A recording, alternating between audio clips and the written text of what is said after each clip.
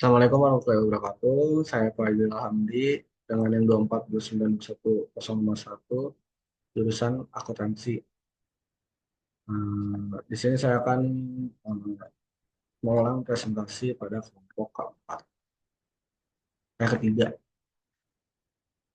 Di sini soal pertama itu unit CO itu hasil equipment the cost 50.000 and this has been depreciated 22.000. 22.000. Terus instruksinya itu record the disposal under the following assumption. Yang A itu it was scrapped as having no value. Yang B itu it was sold for 25.000. Terus yang C itu it was sold for 31. Nah, di sini kan equipment cost itu udah ketahuan ya 50.000 dan depreciation-nya itu 22.000. Terus di instruksi yang A itu peralatan dibuang karena tidak memiliki nilai sisa. Berarti di sini deskripsinya itu ada accumulated depreciation of equipment 22.000, loss on disposal of equipment 28.000 dan equipment itu 50.000. Jadi total di debitnya itu sama dengan di kreditnya, sama-sama 50.000. Terus cara nyari loss on disposal itu cost dikurang oleh accumulated depreciation. Berarti 50.000 dikurang 22.000. Makanya ini terjadi hasil 28.000 pada loss on disposal of equipment. Yang B itu peralatan dijual seharga 25.000. Terus nama akunnya itu ada cash di debit 25.000, accumulated depreciation of equipment 22.500, 22.000 doang. Terus ada loss on disposal of equipment 3.000, terus ada equipment di kredit 50.000. Total dari debit dan kreditnya sama 50.000 juga. Ini kan equipment cost itu kan 50.000. Terus depreciation-nya itu 22.000 dan sales-nya itu 25.000. Seperti sudah yang diketahui. Terus cara mencari nilai buku itu cost dikurang accumulated depreciation. Kan hasilnya kan 28.000. Terus cara mencari gain atau loss-nya itu berarti dari harga jual dikurang nilai buku. Harga jualnya kan 25.000. Terus harga bukunya kan 28.000. Berarti minus 3.000 kan. Nah, itu masuk ke loss. Makanya ditulis ini loss on disposal of equipment, bukan gain on sale atau gain on disposal. Terus yang C itu peralatan dijual seharga 31.000. Di deskripsinya itu cash-nya itu di debit 31.000, accumulated depreciation of equipment 22.000 di debit, terus gain on disposal of equipment di kredit 3.000, terus equipment itu 50.000 di kredit. Total debit dan kreditnya sama-sama 53.000. Nah, terus ini kan equipment cost itu 50.000, depreciation-nya itu 22.000, sales-nya 31.000 seperti yang sudah diketahui. Terus dari mana sih cara ini gain on disposal of equipment kok bisa 3.000? Nah, ini kita mencari nilai bukunya dulu. Cost dikurang accumulated depreciation berarti 50.000 dikurang 22.000. Hasilnya 28.000. Terus cara mencari gain on disposal of equipment itu harga jual kan tadi bisa berapa? 31.000 harga jualnya nih, dikurang sama 28.000. 31.000 dikurang 28.000 hasil 3.000. Nah, kalau ini kan nggak minus. Jadi masuk ke gain. Makanya beda sama yang B. Yang B itu kan minus ya, jadi minus 3.000. Makanya masuk ke loss. Kalau ini nggak minus masuk ke gain. Jual dikit kan bisa. Soal kedua, the intangible asset section of Blur at December 31, 2016 is presented below. Payments 60.000, cost less 60.000, amortisasi berarti 54.000. Franchise-nya itu 48.000, cost less 19.200. Amortization hasilnya jadi 28.800. Totalnya ada 82.800. Di soal itu, the patent was acquired in January 2016 and has a useful life of 10 years. The princess was acquired in January 2013 and also has a useful life of 10 years. The following cash transaction might have affected intangible asset during 2017. Januari 2, paid 45.000 legal cost to successfully defend the patent against infringement by another company. Januari and June, dari Januari sampai Juni itu, develop a new product ensuring 100.000 in research cost and 68.000 in development cost prior technological feasibility. A patent was granted for the product on June 1. Its useful life is equal to is 20 tahun legal life. Pada September tanggal 1 ini, paid 58.000 to an extremely life defensive lineman to appear in commercial advertising the company product. The commercial will air in September and October. Oktober 1, acquired a franchise for 100.000. The franchise has a useful life of 40 tahun. Instruksinya ini, yang A itu, prepare journal entries the record the transaction above. Yang B itu, prepare journal entries the record the 2017 amortisasi expense. Yang ketiga itu yang C, prepare the intangible asset section of the statement of financial position at December 31.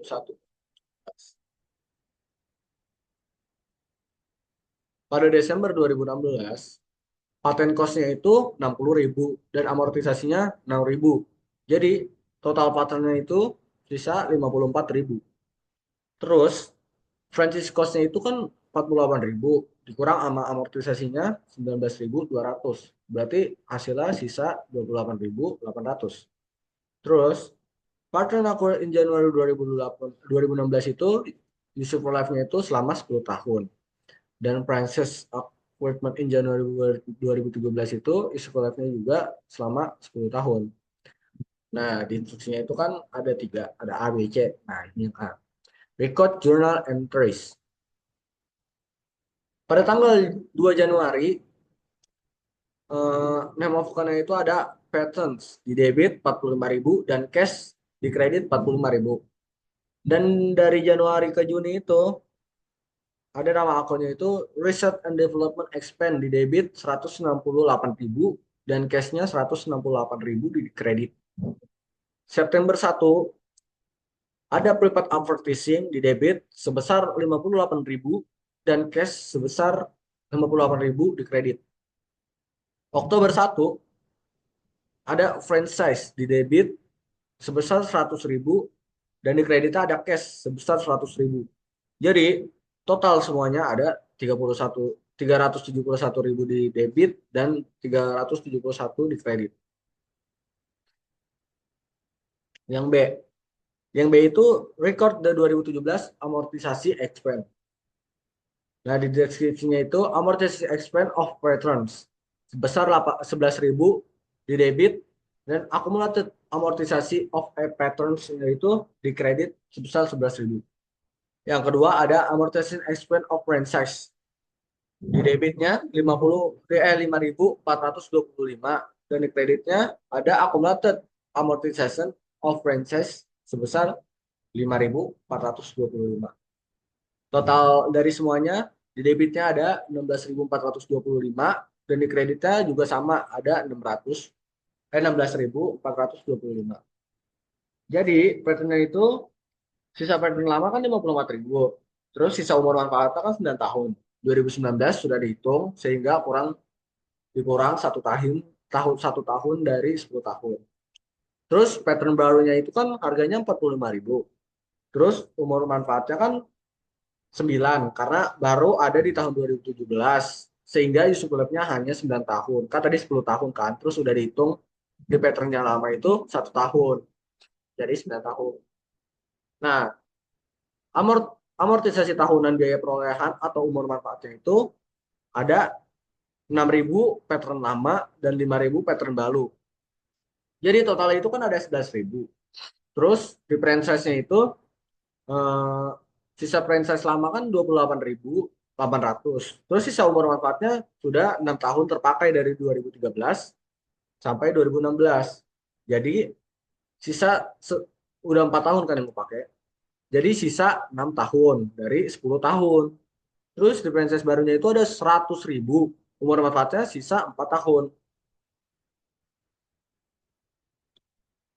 Jadi amortisasi tahunan atau biaya perolehan atau umur manfaatnya itu difference selama itu sebesar 4.800. Dan difference barunya dari 1 Oktober sampai 31 Desember itu hanya 625. Jadi total amortisasinya itu adalah 5.425. Nah, terus yang C, intangible asset of the statement of financial position on Desember 31 2017. Patrons. Costnya kan 60.000, terus 45.000, sama 105.000. Amortisasinya ada 6.000, 11.000, sama 17.000. Nah, terus semuanya itu ditotalin, dari costnya ditotalin jadi satu, amortisasinya ditotalin jadi satu, dikurang. Hasilnya jadi 88.000 pas. Terus di franchise-nya itu costnya ada 48.000, terus 100.000, sama 100, hasilnya itu 148.000. Terus di amortisasinya itu ada 19.200 sama 542.000. Hasilnya jadi 24.625. 148.000 dikurang 24.625, hasilnya 123.375. Jadi total intangible asetnya itu ada 211.375. Terus yang soal ketiga, due to rapid turnover in the accounting department, a number of transactions involving intangible assets were unfortunately recorded by the Bach Company in 2017. 1. Bach developed a new manufacturing process, incurring research costs of 97.000 and development costs prior of to technological feasibility of 50.000. The company also purchased a patent for 60.000. In early January, Bach capitalized 207 as the cost of the patent amortization expense of 10.350 was recorded based on 20 tahun useful life-nya. Yang kedua, pada Juli 1, 2017, Bach purchased a small company and as a result acquired goodwill of 80.000. Bach recorded a half-year amortisasi in 2017 based on 50 years life, 800 amortisasi. The goodwill has indefinite life. Instruksinya itu prepare our journal entries necessary to correct an error made during 2017. Assume the book have not yet been closed for 2017. Nah, yang satu itu A, ada research cost-nya sebanyak 97 juta dan development cost-nya itu 50 juta. Nah, itu tuh sebelum kekayaan teknologi. Nah, terus yang B-nya itu forecast return 60 juta, kapitalisasinya itu 207 juta, amortisasinya itu 10 juta 350.000, dan useful life-nya itu 20 tahun. Nah, itu tuh yang early Januari. Nah, terus yang kedua itu ada goodwill 80.000, amortisasi expense 800.000, useful life-nya indefinite. Nah, jadi yang A itu research A development cost, jurnal awalnya. Jurnal awalnya itu ada intangible asset di debit dengan harga nilai 147 juta dan cash di kredit dengan harga nilai 140 juta. Terus jurnal koreksinya itu ada research and development expense sebesar 140 juta di debit dan intangible asetnya 140 juta di kredit. Yang B, record pattern, jurnal pembelian awal.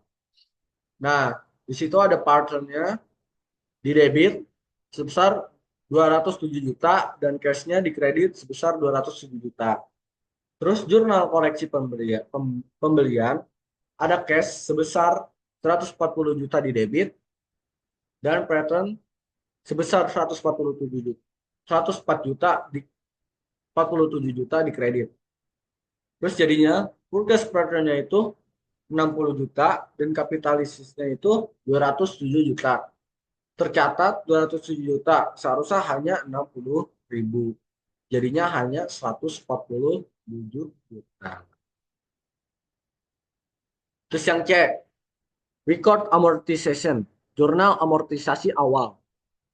Amortisasi amortisasi expense-nya itu ada di debit sebesar 10.350 dan accumulated amortisasi of pattern-nya itu di kredit sebesar 10.350 juta juga. Terus jurnal koreksi amortisasinya itu ada dua akun, yaitu accumulated amortisasi of pattern sebesar 7.350.000 di debit dan amortisasi expense sebesar 7.350 di kredit. Amortisasi expense itu 10.350, terus useful life-nya itu 20 tahun. Terus paten seharusnya kan 60.000. Jadinya amortisasi expense seharusnya itu paten atau useful life-nya itu 3.000 ke 3 juta atau 7.300.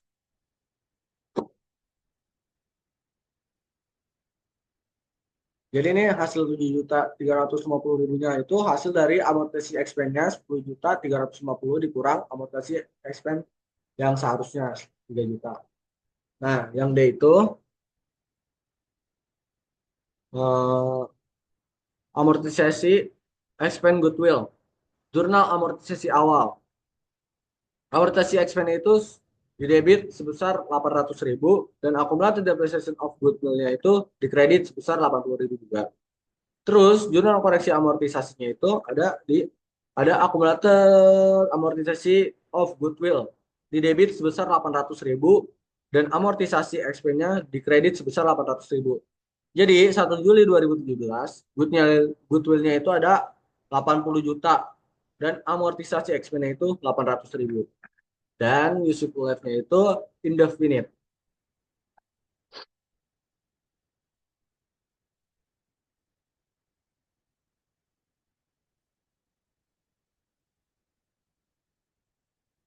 Nah, di soal yang terakhir itu low tadi dan low tidak two corporation of regular the same size are both employed in the manufacture of inline skate.